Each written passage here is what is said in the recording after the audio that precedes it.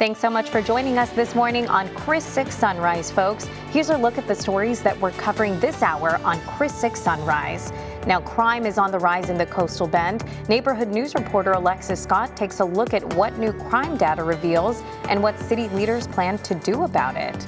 And missing money has raised serious questions at Harrell Elementary. Neighborhood news reporter Tyrese Boone tells us who is allegedly involved and what neighbors and the school district have to say about it. Plus, in nonstop news, neighbors around the Coastal Bend have been in Stage 3 water restrictions for almost 4 months now. Neighborhood news reporter Michaela Chavez finds out how some are coping with the restrictions.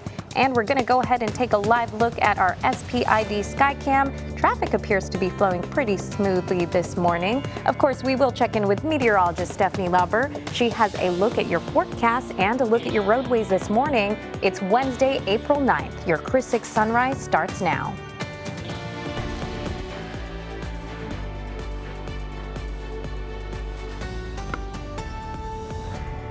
Good morning, folks. So Brian has the day off today. We do have meteorologist Stephanie Lauber with us, as I said earlier, and she has a look at your roadways this morning.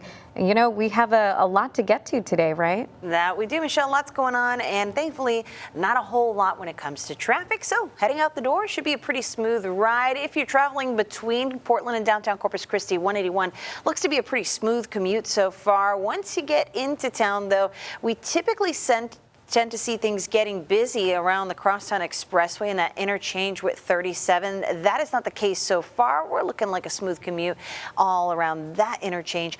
From the Bay Area down to the south side, no major delays to tell you about right now, but if you're heading to NAS Corpus Christi, expect speeds along NAS Drive to be around 20 miles per hour, which is a bit slower than we were just about 15 minutes ago. The rest of the bluff is looking good. Waldron Road, Flower Bluff Drive, a smooth sailing commute for you. And if you're heading out to the island, the JFK Causeway, Park Road 22, and the ride up 361 won't give you any trouble. So as you head out this morning, make sure you stay safe and you drive safe.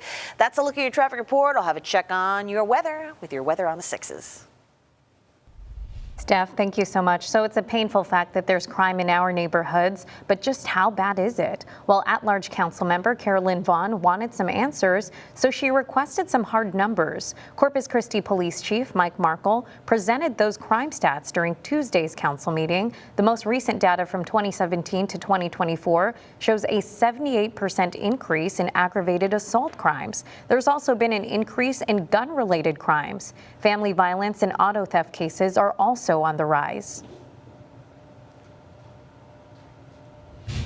Transparency is everything, right? I've always said, we've always said our philosophy of policing is an all hands on deck. It's everybody is committed to a safer neighborhood and a better quality of life. So the more comfortable folks are reporting crime, the more comfortable they are rolling up their sleeves to address it.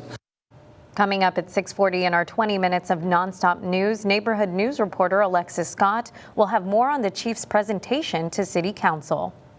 Now, the reserve at Oso Creek Development received a major boost from the City Council. Council members approved a resolution to create a Municipal Management District, or MMD, for the Paul Hayden Developments project. An MMD is a taxing entity that can be used to fund projects like this. The reserve at Oso Creek will be built on Old Brownsville Road and FM 763, and that's near the Rose Acres area.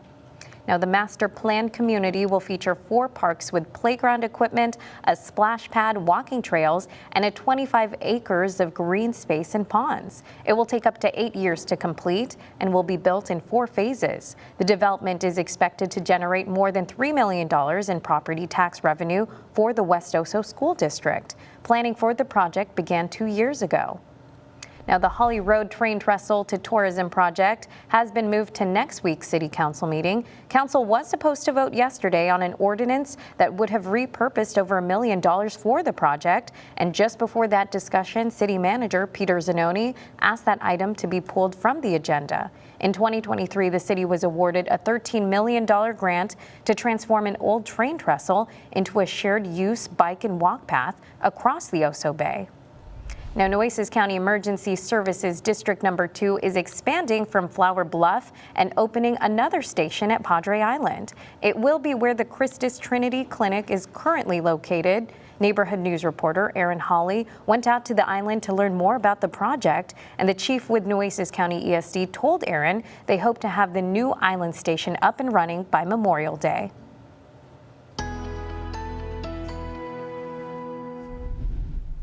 Hey there, good Wednesday morning to you. We are looking at a little bit of a warmer start, so the second half of the week is going to bring us some change that we're already feeling, including those warmer temperatures. But this very slow warm up, it's welcome this morning because no one is in the 40s as of right now. Have the wide view for yourself, temperatures, and what that temperature feels like to your body. Looking pretty consistent across the board, but 50s for most of us, 60s only for those closest to the water. We're looking at 53 in Beeville, Mathis, and Alice, 55 in Kingsville, as well as CCIA, and 60 for places like Ingleside and out in the Bluff at NAS Corpus Christi. So if this is where we're starting the morning, you can imagine what this afternoon is going to be like. But the wind has a lot to do with that. Generally seeing a south wind right now, and wind speeds, give or take, we're keeping it under 10 miles per hour. But the winds are going to start picking up for the second half of the week, especially into the weekend. And that wind direction is really important when we're talking about the humidity, which, since we have been very dry here across Coastal Bend, is a focal point of the forecast most days, today included. So to start things off, we have more of a south-southwest wind direction, but that won't be the case this afternoon. So expect a very gradual increase in this, our relative humidity. Now, relative humidity, because the humidity is relative to the temperature. So far, we're on par. Usually in the morning, we tend to see things at a higher relative humidity. During the afternoon, that drops, a significant drop today with that humidity around 30%. That's a threshold where less than 30% is a concern for fire weather, especially with winds picking up. So we're kind of at a turning point in our fire danger. That's something we'll start focusing on for the second half of the week, but not so much of a concern today. Just please be careful with whatever you're doing outdoors and make sure you're not doing anything that could set off a spark. But weather's going to be beautiful. Get out there and enjoy it. Plenty of sunshine taking us to the upper 70s by lunchtime. South winds will pick up around 15 miles per hour and become gusty at times during the afternoon, especially for the ride home. And while sustained winds will be around 20 miles per hour with temperatures in those middle 80s, the gusts at times, those will be up around 30 miles per hour. So you'll want to be careful for the ride home. You might be playing tug-of-war with the steering wheel, especially on bridges and causeways. But yeah, we're in for a windy second half of the week. And as long as those winds have an E in the wind direction, southeast, for instance, is what we're expecting through the end of the week, that is going to help our humidity build. Now, it's not enough to bring us significant opportunities for rain to the forecast, but it could have an impact on those weekend plans. I'll show you a look at the 7-day forecast in your next check of your weather on the 6s.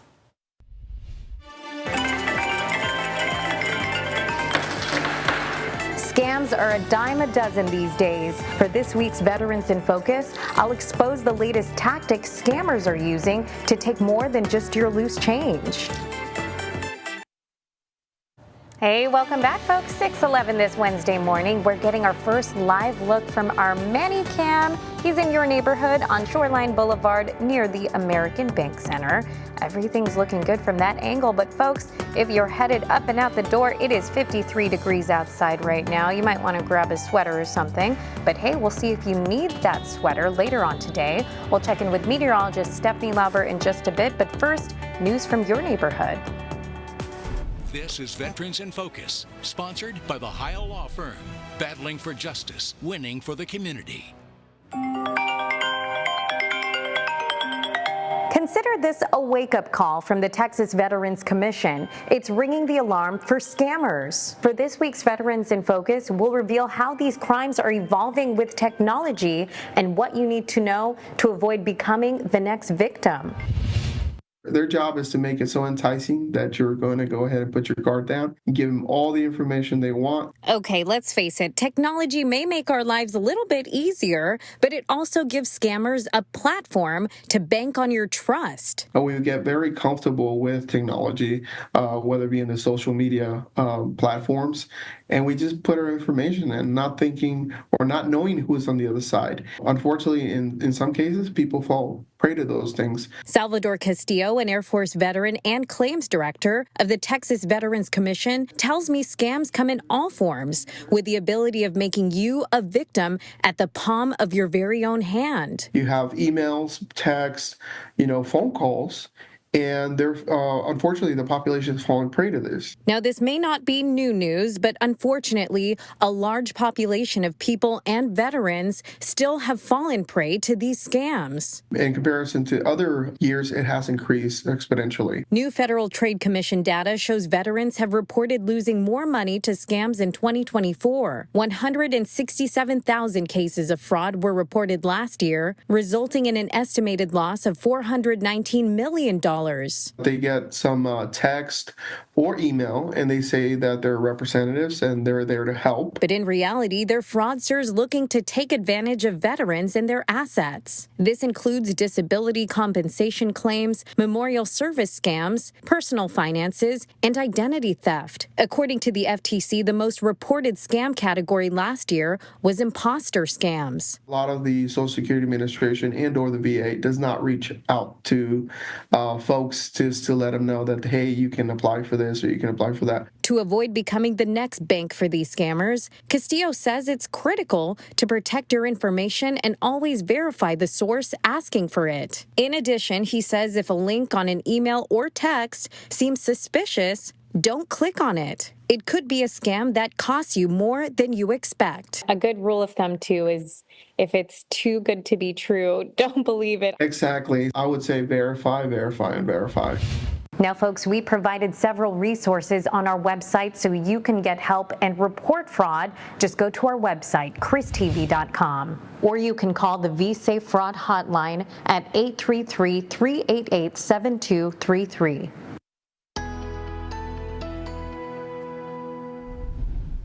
Hey there, good morning to you. We are a little warmer this Wednesday morning, and that's one of the things you'll notice for the second half of the week that are different. We will be much warmer even in the mornings as we head forward for the rest of this week, but we're also looking at more wind, slightly more humidity. It all adds up to some changes coming this weekend. So right now we're feeling the change in that our temperatures are a bit warmer. Have the wide view for yourself. No 40s on the board here. We're looking at 50s for most neighborhoods and 60s reserved only for the coastal neighborhoods.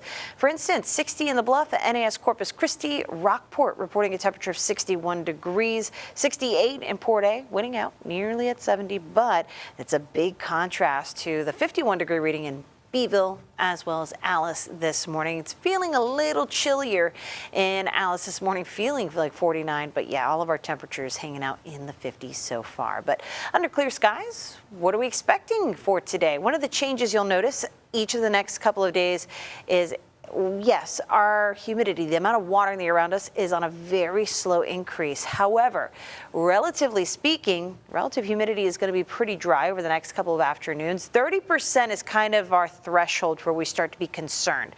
30% or less is very dry air. We're going to get to around 30 this afternoon, but our winds are not going to be overly gusty.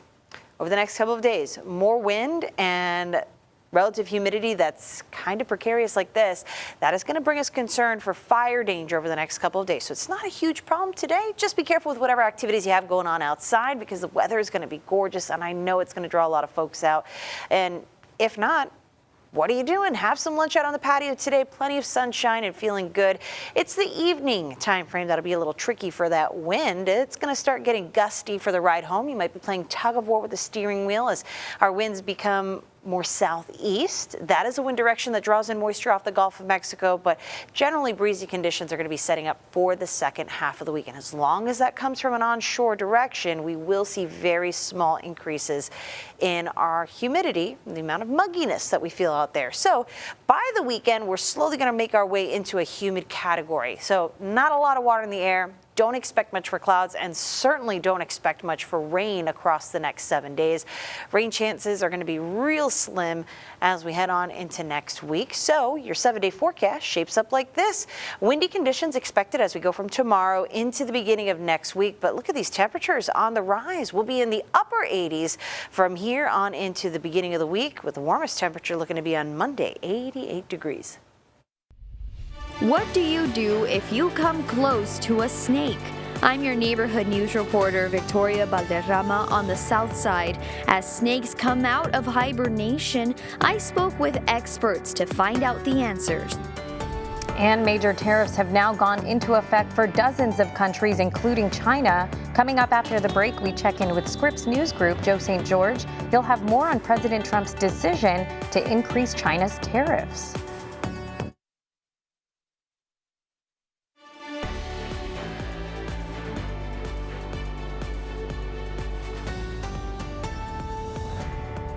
Welcome back, folks. New tariffs on imports from almost 90 countries are in effect as of today. Scripps News Group Deputy Political Director Joe St. George joins us live now this morning.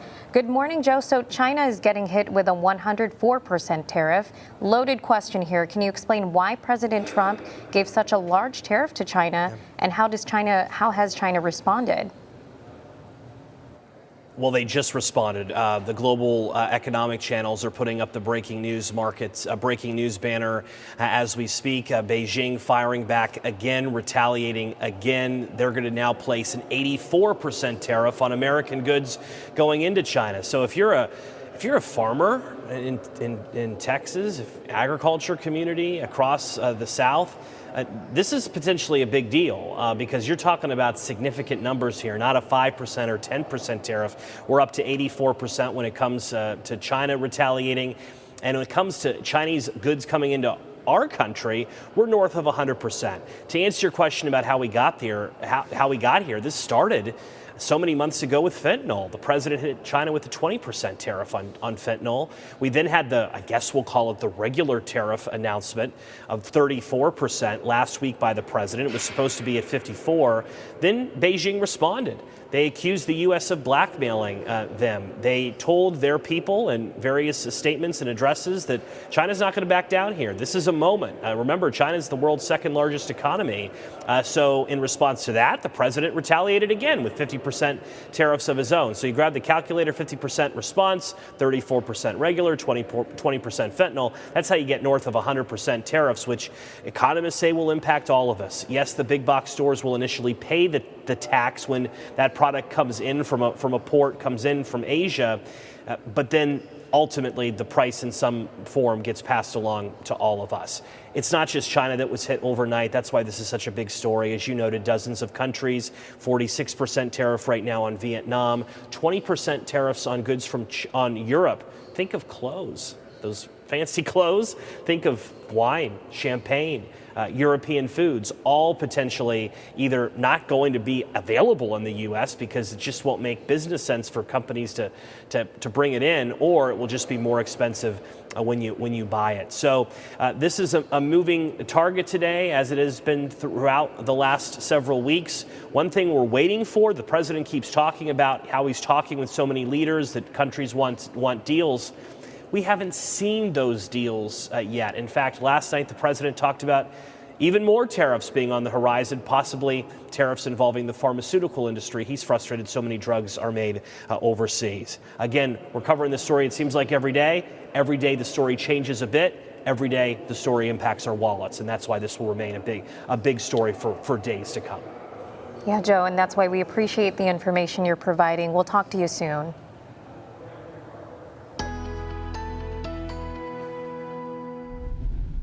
Hey there, good morning to you. Happy Wednesday. We're looking at a warmer start across all of our neighborhoods here in the coastal bend, so at least some silver lining. This is one of the changes we'll be watching through the second half of the week is warmer temperatures, not only during the afternoon, but during the morning too. So if you haven't been a fan of the chill, well, we've got some treats in store in the forecast, but a lot to talk about, so let's get to it. Here's how the morning is starting off for you as you get up and at 'em, ready to leave for work and school this morning. We're in the 50s, y'all. We are not in the 40s, so there's at least some benefit. Everyone a little bit warmer, and along the coast, we're in the 60s. 61 at Rockport, 60 in the Bluff at NAS Corpus Christi, but as cool as 55 degrees now at CCIA and 53 degrees, that updated temperature in Alice. Light winds generally coming from the south or southwest.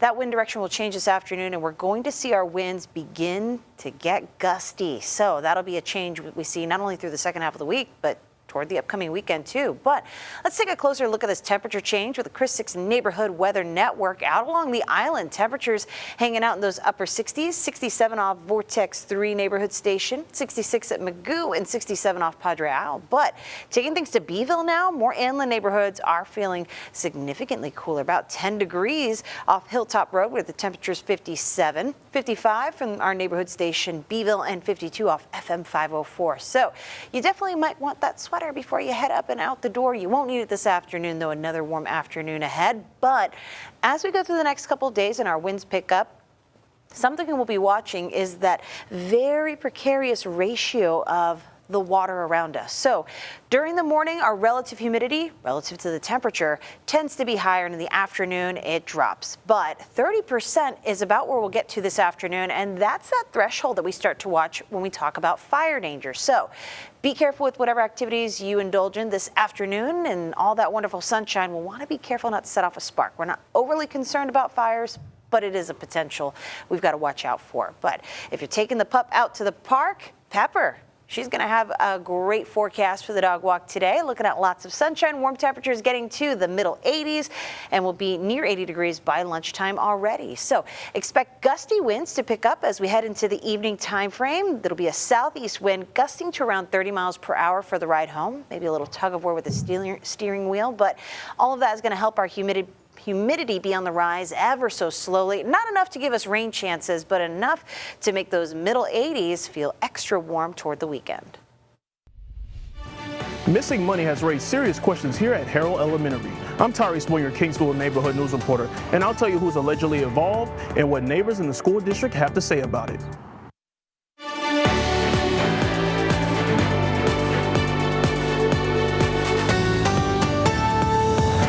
I'm your neighborhood news reporter, Victoria Valderrama, on the south side. Over the last week, there's been a few sightings of snakes. One viewer sent us video of a close encounter he had right here at Oso Bay Wetlands Preserve. Spotted by a family walking along the trails at Oso Bay Wetlands Preserve. A rattlesnake slithered its way back into the tall grass. This other video was taken earlier this month. 2 snakes. The snakes are coming out of hibernation, so they're out looking for food, for water, for shelter. Elda Sanchez is the director of the National Natural Toxins Research Center at Texas A&M University, Kingsville. While I was scared to be in a room with nearly 100 snakes, it's just another day for Sanchez. Yeah, you can hear the rattler and you'll be able to, and obviously, you know, a rattle is an indication of a venomous snake. As an expert in her field, Sanchez tells us there's a reason more neighbors are seeing snakes out there. Their habitats get decreased, and so they are going to come across humans, like I said, more often. And so they're going to be looking for water because also the drought condition in South Texas. And if someone comes close to a snake? The best thing to do about that is basically just back away, and they'll eventually go away. Now, if that can't happen, then maybe call animal control. Sanchez explains snakes are not aggressive by nature and will strike if they feel threatened. When you get bit, it's not life-threatening, but it can cause permanent damage depending on the severity of the bite. Director Elda Sanchez says Clayburgh Hospital has anti-venom. I spoke with the Krista Spahn Public Relations Manager, who confirms all of their hospitals have anti-venom as well. For Chris 6 News, I'm your Corpus Christi Southside Neighborhood News Reporter, Victoria Valderrama. All right, check on the roadways now with this view from the First Community Bank camera overlooking the aquarium, the harbor, and the harbor bridge where traffic is moving smoothly. We'd love to see that on an early morning commute, right? But do you also notice the shaky for the camera?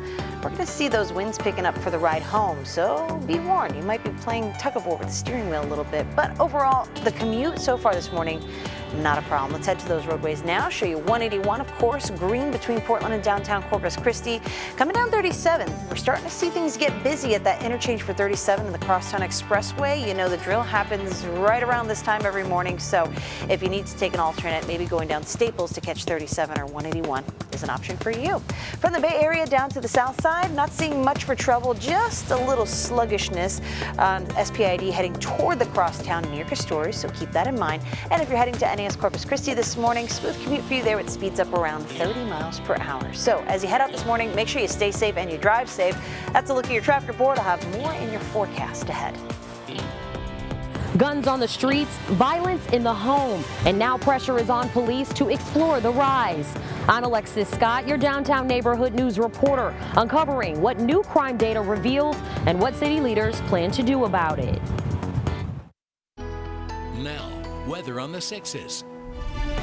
We are looking at some changes coming to the forecast, and it starts off with this very tranquil view from the Manicam over downtown Corpus Christi. So a beautiful view of the skyline there from the bayfront. Don't notice a lot of rustling with those palm fronds so far, but perhaps this afternoon we will find some of that. I can tell you, Manny, I think likes the temperatures a little better this morning because we are warmer. So thanks for this view, Manny. We appreciate it every morning. But here's what's going on in your neighborhood. Temperatures are warmer. We're looking at a start in the 50s for most of us, 60s along the coast. So there's some improvement there. But let's talk about the wind direction. That's going to make a big change in what we see right now, setting up with south winds, southwest at times. This afternoon, it'll pick up and come from the southeast. So that will help the humidity slowly continue to rise, but we're not looking at a whole lot of humidity over the next couple of days. So with our humidity being pretty low during the afternoon, say around 30%, that's our threshold for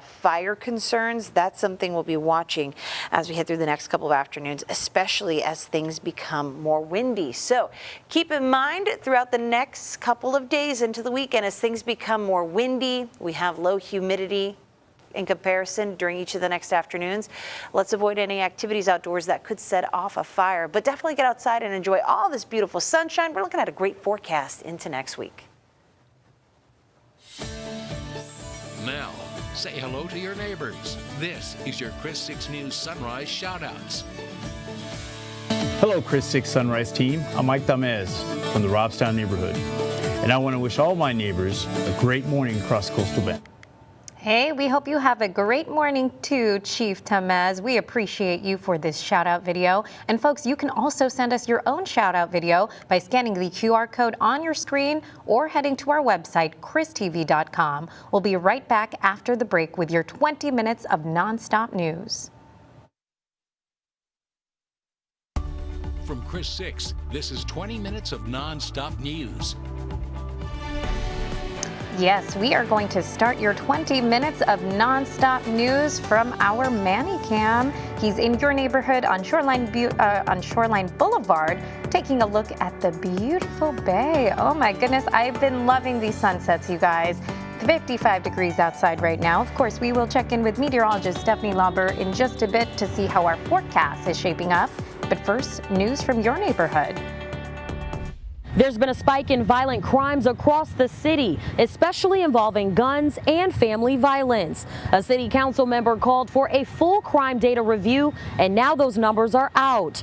I'm Alexis Scott, your downtown neighborhood news reporter, speaking with Corpus Christi Police Chief Mike Markle about those findings and what's being done about them. On Tuesday, Corpus Christi Police unveiled its violent crime trend data from 2017 to 2024.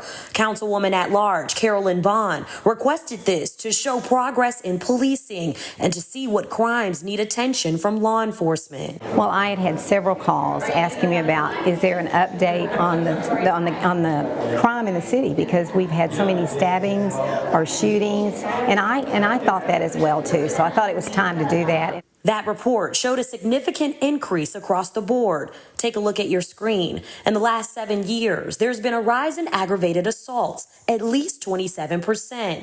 Some offenders classified as juveniles and also involving guns. Is there a specific age that's doing all of these? Females are trending up, but historically males from the age of 15 to 25. Burglaries, robberies, and unlawful use of motor vehicles also took part of that increase. But violence involving families seemingly hit a spike during and after the COVID-19 pandemic. Chief Mike Markle stressed the importance of community effort to help get crimes off the streets. Our philosophy of policing is an all hands on deck. It's everybody is committed to a safer neighborhood and a better quality of life. So the more comfortable folks are reporting crime, the more comfortable they are rolling up their sleeves to address it. There were also some declines, including sexual violence involving family, theft, robberies with a gun, and even arson. We've taken 64 guns off the streets, where we've arrested almost 400 people also, and that is since November of 24. Through these operations, we're going to bring down those numbers. CCPD said they've created several task force groups to combat the concerns. City leaders have requested a more detailed and defined report next month, with an emphasized look at gang violence, human trafficking, speed racing, and where these crimes are mostly happening. Corpus Christi Police Chief Mike Markle encourages the community to report any crimes they witness. You can also check crime data in your neighborhood on ChrisTV.com. In downtown, I'm your neighborhood news reporter, Alexis Scott, Chris 6 News. Alexis, thank you so much. And to watch the full discussion, head to our website, ChrisTV.com. With over 150 water usage citations, I'm taking a look at the top things neighbors should avoid under Stage 3 water restrictions. I'm Michaela Chavez, your neighborhood news reporter in the Bay Area. If you want to avoid a citation, I'll share some alternatives that neighbors here are already putting into use. We see it, we hear it. You do know that we're under Stage 3 water restrictions? Yes, I do. This is a list of Stage 3 water restrictions from the city's website. It also lists what you could get cited for. I ran into neighbor Gracie Isasi on her morning walk to test her knowledge a bit. You can use your handheld water hose between 6 and 10 in the morning and after 6 in the evening. That's right. And that's just to do your plants or your foundation on certain days. That's also right. Isasi says she keeps up with the restrictions because she loves gardening. We love having a really nice flower bed in the front of our house every year. But there's a problem. But lately it's empty. She says she doesn't want to get cited, so she found an alternative, saving rainwater. We have 3 areas that water falls from the roof, and we just save that water, and then we just use a small measuring cup and just go water our plants, and it's saving them, it's keeping them healthy. Isasi says she even notices that her plants look more nourished with this new way.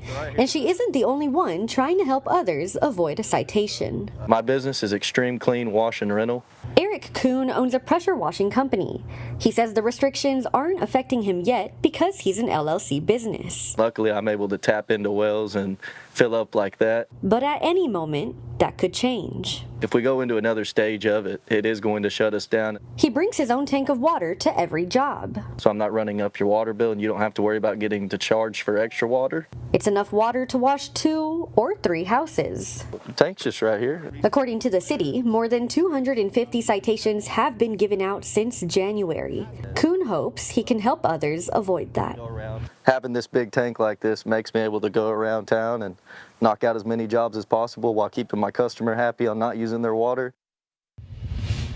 Small changes can make a big difference. For more on what else is restricted during this time, I'll have a link on my story. Because remember, every drop counts. With your neighborhood news in the Bay Area, I'm Michaela Chavez, Chris 6 Sunrise. Michaela, thank you so much. And folks, to find out your watering day, just scan the QR code on your screen with your smartphone or head to our website, ChrisTV.com.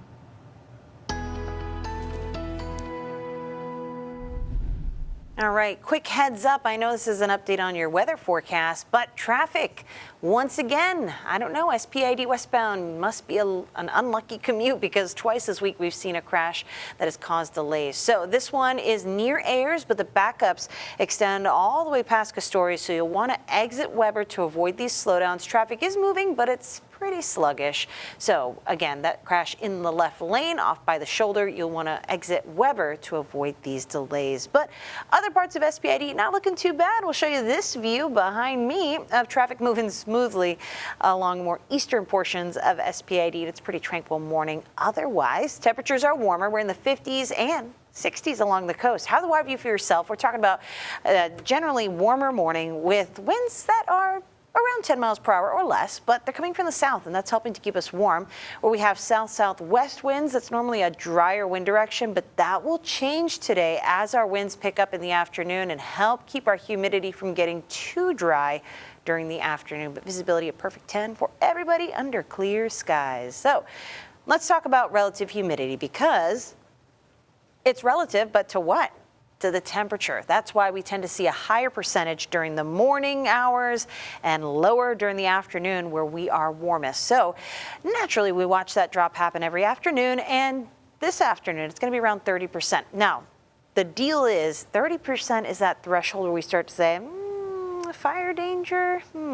We don't like our relative humidity to be less than 30% here in the coastal bend, especially since we're by the water, because that's very dry. We still have dry vegetation out there, and as our winds pick up, of course, that brings concern. So we're not overly concerned for fire danger today, but please keep in mind, especially for inland neighborhoods, you need to be careful with whatever you're doing outdoors today to avoid any sparks from getting out of control. But fire danger is likely to be something we talk about tomorrow and through the weekend.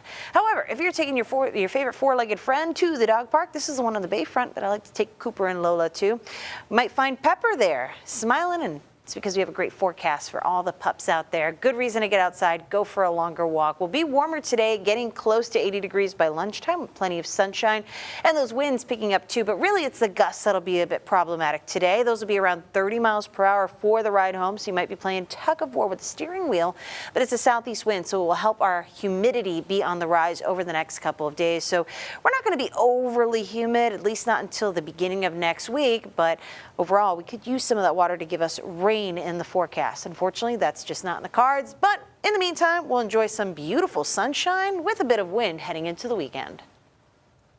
Now, 6 things to know before you go. In the 6 things you need to know, the reserve at Oso Creek Development received a major boost from City Council. Council members approved a resolution to create a Municipal Management District, or MMD, for the Paul Hayden Developments Project. An MMD is a taxing entity that can be used to fund projects like this. The reserve at Oso Creek will be built on Old Brownsville Road and FM 763. That's near the Rose Acres area. It will take up to 8 years to complete and will be built in 4 phases. Now, the Holly Road Train Trestle to Tourism project has been moved to next week's City Council meeting. Council was supposed to vote yesterday on an ordinance that would have repurposed over $1 million for the project. And just before that discussion began, City Manager Peter Zanoni asked that item to be pulled from the agenda. In 2023, the city was awarded a $13 million grant to transform an old train trestle into a shared-use bike and walk path across the Oso Bay. Now, the school zone enforcement period of 15 miles per hour in Robstown has been extended. Effective immediately, it will now be from 7:30 in the morning until 9, and once again from 3 p.m. to 6 p.m. The Robstown Police Chief, Mike Tamez, wants neighbors to know that they plan to change more of these signs in the near future. The Craft Training Center of the Coastal Bend is hosting a job fair this weekend. It will take place tomorrow from 3 p.m. to 6 p.m. Make sure you bring copies of your resumes. Craft Training Center is located at 7433 Leopard Street at Building 4. The location for this weekend's city's litter critter cleanup has changed. It will take place Saturday from 9 a.m. to 3 p.m. at the vacant lot next to Our Lady of Pillar Catholic Church. Items that are accepted are brush, bulky items, household trash, tires, and metal items. Items that are not accepted are household hazardous waste and concrete. Commercial hauling is not allowed, and Our Lady of Pillar Catholic Church is located at 1101 Bloomington Street. A fitness studio on the south side is going to the dogs this weekend. The Gulf Coast Humane Society and AE Fitness will be hosting a pet adoption event this Saturday. It starts at 11 a.m. at 7629 South Staple Street, Suite 109A. So while finding your next fur baby, you can also grab some pet supplies and check out some food trucks. All right, heads up drivers, if you take SP 80 westbound, you had this problem earlier in the week, another crash, this one near Ayers, but those slowdowns extend pretty much past Weber at this point. You might want to exit at Everhart if you can to avoid these delays. The traffic still is moving, but it's pretty slow out that way. So let's show you how things are going on the maps here so you can see the latest with these delays. Yeah, we are really extended.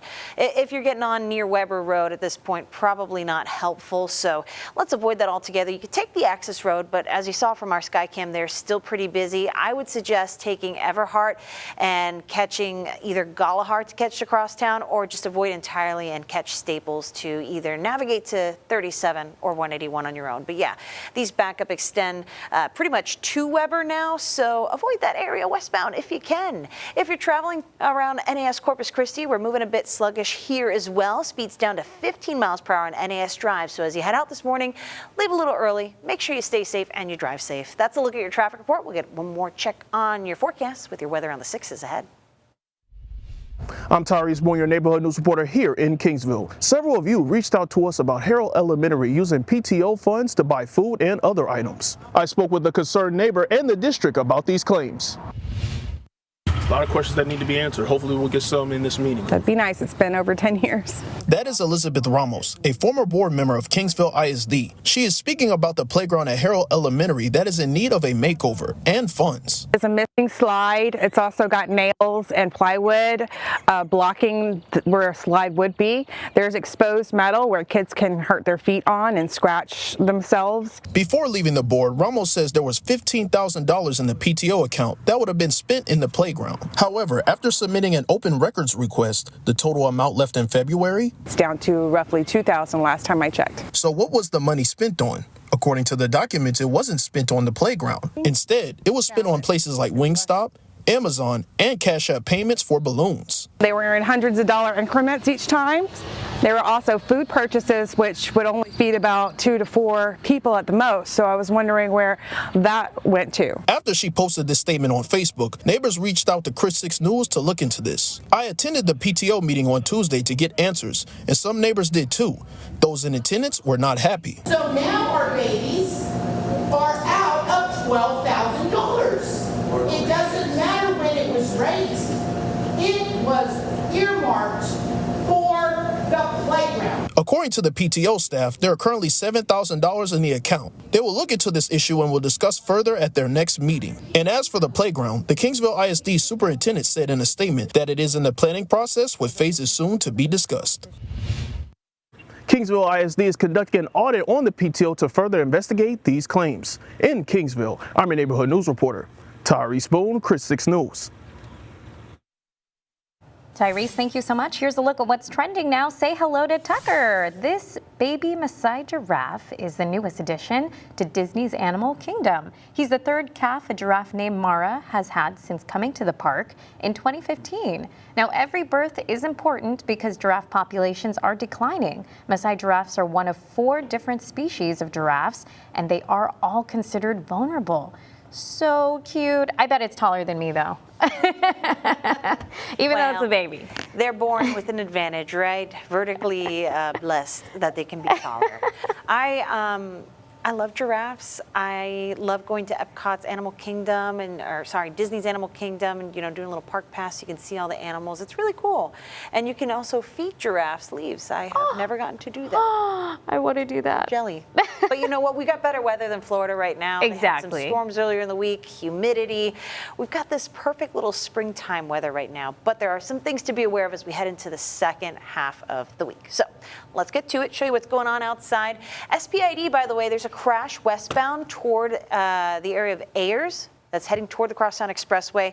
Slowdowns, they start right around Weber, so you might want to exit before then to the access road or just catch Galahart to catch across town. But aside from that, weather not impacting the commute, so other stretches of SPID are generally looking much better. But so are the temperatures this morning. We are in the 50s, y'all. That's an improvement over the 40s and 50s, making it to the 50s and 60s today. Generally light winds and clear skies, clear visibility, perfect 10s. So if you're taking your favorite 4-legged friend for a walk today, you might find me, Cooper, and Lola at the dog park. On the Bayfront, well, you might find Pepper, and that right there, that's Huey Lewis. You might find them at the dog park too. Today's going to be a great day for taking your pup out. Beautiful weather, lots of sunshine, warm temperatures, and generally friendly winds for the first half of the day. As we head past the lunch hour, those wind speeds are going to pick up around 20 miles per hour and the gusts even higher. So we'll talk about how the wind is going to play into this, your relative humidity, the amount of water in the air around us relative to the temperature. So we tend to see higher relative humidity percentages during the morning, nighttime because it's cooler. During the afternoon, that plummets because it's warmer. But this afternoon, that's going to dip down to around 30%, and that's a threshold for us here in the coastal bend. 30% or less, we start to get concerned for fire danger. And with our winds picking up, we're keeping that in mind, but I think that'll be more of a problem for Thursday and beyond. I think today we might be okay, but still avoid any activities outdoors that could set off a spark.